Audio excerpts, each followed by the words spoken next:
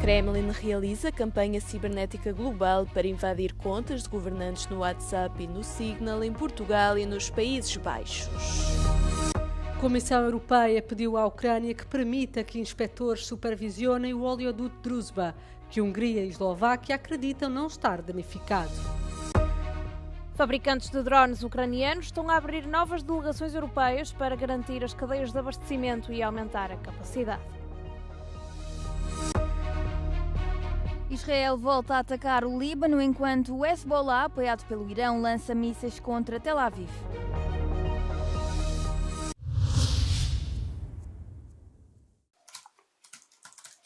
O Kremlin está a realizar uma campanha cibernética global para se infiltrar nas contas do WhatsApp e do Signal de funcionários do governo, diplomatas e militares. O alerta foi feito pelas agências de inteligência de Portugal e dos Países Baixos.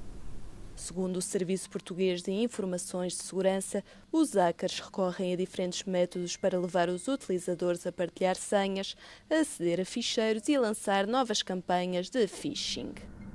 As ferramentas de inteligência artificial são cada vez mais utilizadas pelos criminosos para se fazerem passar por profissionais de apoio técnico ou contactos de confiança. A Agência de Inteligência dos Países Baixos diz que a Rússia está por trás dos ataques. Detalhou ainda que funcionários do governo estão entre os alvos e vítimas e que os jornalistas também podem ser visados por Moscou. A Comissão Europeia pediu à Ucrânia que permita a supervisão dos danos no oleoduto de Druzhba. Este pedido vai ao encontro da exigência da Hungria, que mantém o veto ao empréstimo crucial de 90 mil milhões de euros para a Ucrânia, até que o oleoduto retome as operações.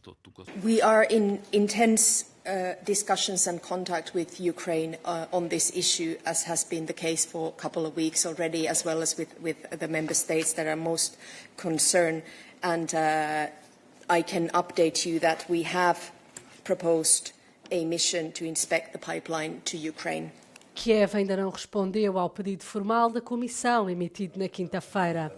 A Hungria e a Eslováquia têm pressionado para que seja realizada uma missão de investigação para inspecionar o oleoduto que atravessa a Ucrânia e transporta petróleo russo barato. Ambos os países afirmam ter informações que provam que o oleoduto da era soviética está operacional e que o trânsito está a ser bloqueado por razões políticas. Já Kiev afirma que o oleoduto foi gravemente danificado durante um ataque com drones russos no final de janeiro e que necessita de reparações, mas que as complexidades da guerra estão a atrasar o processo.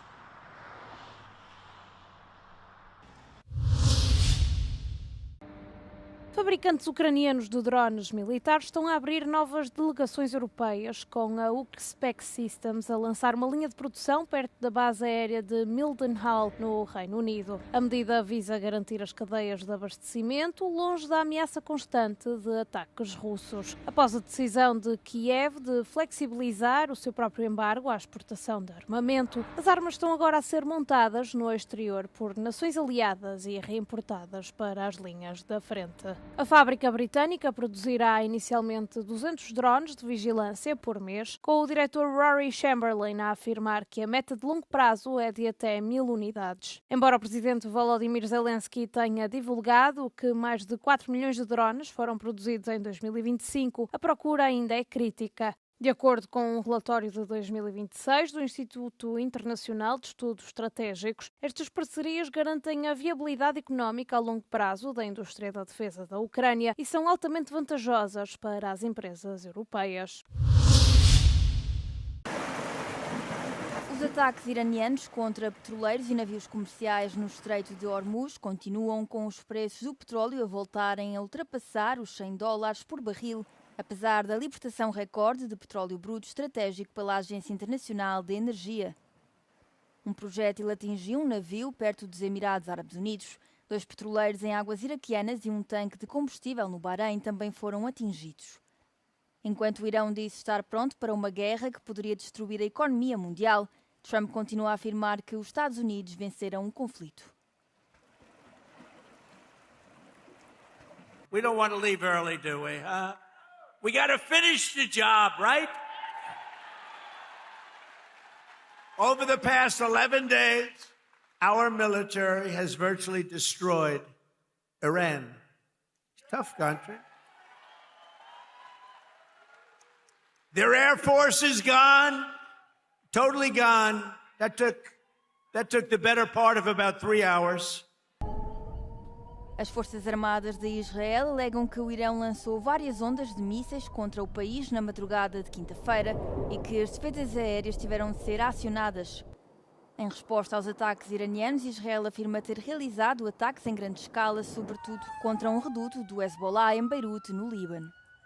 De acordo com o governo libanês, o ataque israelita na orla marítima do centro de Beirute matou pelo menos 7 pessoas. Israel lançou uma onda de ataques contra o Líbano durante a noite, enquanto o grupo militante Hezbollah, apoiado pelo Irão, lançou mais mísseis contra Tel Aviv.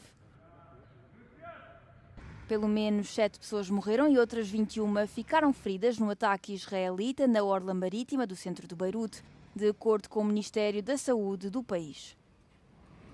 Este foi o terceiro ataque contra a capital libanesa desde o início do conflito com o Irão e aconteceu enquanto Tel Aviv continuava os bombardeamentos contra os subúrbios do sul de Beirute, bem como contra as regiões sul e leste do Líbano. Entretanto, o Hezbollah confirmou que tinha lançado foguetes, mísseis e drones contra cidades e bases militares em Tel Aviv e outros locais, principalmente no norte de Israel. Na noite de quarta-feira, o presidente francês Emmanuel Macron pediu a Israel que suspendesse a ofensiva terrestre no Líbano e contra o Hezbollah, após conversar com o presidente libanês. Beirute foi arrastada para a guerra no Médio Oriente quando o Hezbollah atacou Israel em resposta ao assassinato do líder supremo iraniano Ali Khamenei em ataques israelo-americanos.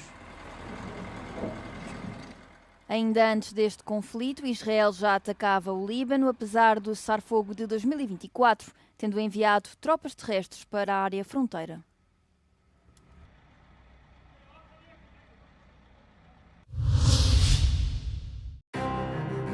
O Estreito de Hormuz, apesar de ser uma rota navegável, está a começar a tornar-se numa verdadeira mina geopolítica. 1/5 do petróleo mundial passa por aqui. Para Washington, qualquer interrupção significa preços mais altos no combustível e inflação, um pesadelo para as próximas eleições intercalares. Para o Irão, esta passagem marítima é a sua maior vantagem. Teherão prometeu que não permitirá que um único litro de petróleo chegue aos seus inimigos. Em resposta, os Estados Unidos afirmam ter destruído 16 navios iranianos que lançam minas. Mas nada disto é novidade. Quem quer uma aula de história? As minas são uma arma dos pobres na guerra naval. São perigosamente baratas. Minas de contacto básicas podem custar apenas alguns milhares de dólares. Mas podem incapacitar um navio de guerra de milhares de milhões de dólares ou um superpetroleiro em segundos. Durante a guerra Irão-Iraque, na década de 1980, também conhecida como a Guerra dos Petroleiros, o Irão encheu essas mesmas águas com minas para interromper as exportações iraquianas. E em 1988, depois de uma fragata norte-americana quase ter sido afundada por uma mina iraniana, o governo de Ronald Reagan respondeu com firmeza lançando a Operação Praying Mantis. Os historiadores dizem que num único dia a Marinha dos Estados Unidos desferiu um golpe devastador à frota operacional do Irão. A mensagem era clara: mexem com o petróleo, perdem a vossa marinha. Devido às interrupções no Estreito, o Iraque, que depende do petróleo para 90% da sua receita, agora explora desesperadamente rotas alternativas através da Síria, Jordânia e Turquia. Para a Europa, esta crise prova que trocar o petróleo russo pelo crudo do Golfo é simplesmente trocar uma dependência por outra. Será que este cenário sinaliza um renascimento da energia verde offshore? Na verdade, se o argumento climático se tornar muito polarizador, pode ser uma questão de soberania militar, mas também energética.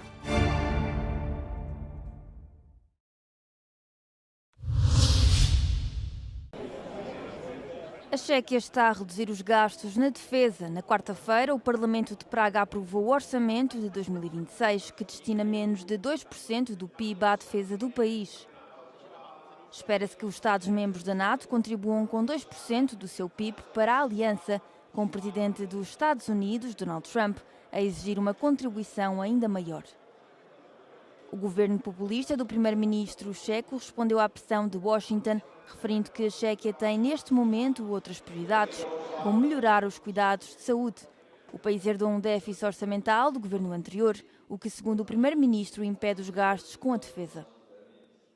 Com uma maioria de representantes para o governo, o Parlamento Checo de 200 membros aprovou o orçamento de 2026, com 104 votos a favor e 87 contra.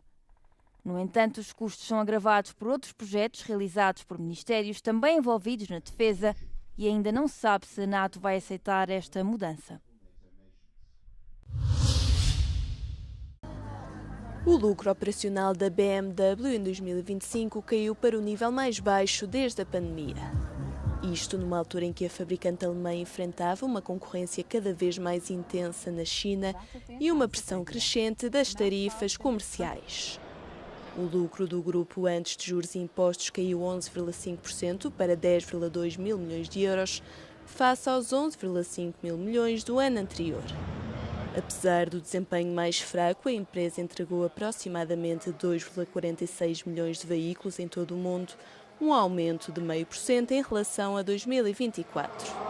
O crescimento foi mais forte na Europa, onde as vendas superaram a fasquia de 1 milhão pela primeira vez desde antes da pandemia, e nos Estados Unidos, onde as entregas aumentaram cerca de 5%.